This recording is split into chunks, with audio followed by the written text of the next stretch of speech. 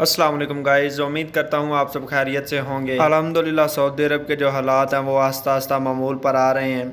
आप देख सकते हैं वीडियो में जैसे कि कोरोना वायरस से पहले रश होता था सड़कों पे, उसी तरह आज आप देख सकते हैं। और ये जो वीडियो भी आप नज़ारा देख रहे हैं ये सऊदी अरब का शहर दमाम है। ये जो रोड है ये खुबर से दमाम की तरफ जाता है। बहुत खूबसूरत नज़ारा है क्योंकि साथ साथ समुंदर भी है। और ये जो रोड है ये कुरनेश के नाम से जाना जाता है। अगर आप खुबर दमाम में रहते हैं तो आपको ज़रूर पता होगा। तकरीबन 2 मिनट की वीडियो शूट की है, आप देख सकते हैं। काफ़ी खूबसूरत नज़ारा है कुरनेश पर। तकरीबन 3-3.5 महीने के बाद इस रोड पे रश देखने को मिला है क्योंकि लॉकडाउन की वजह से यहाँ पे कोई भी नहीं आ रहा और उम्मीद है कि सऊदी अरब के हालात बहुत ही जल्द पहले की तरह हो जाएंगे। दोस्तों वीडियो को पूरा देख लें, ये सऊदी अरब की ताज़ा तरीन सूरत हाल है, आप देख सकते हैं।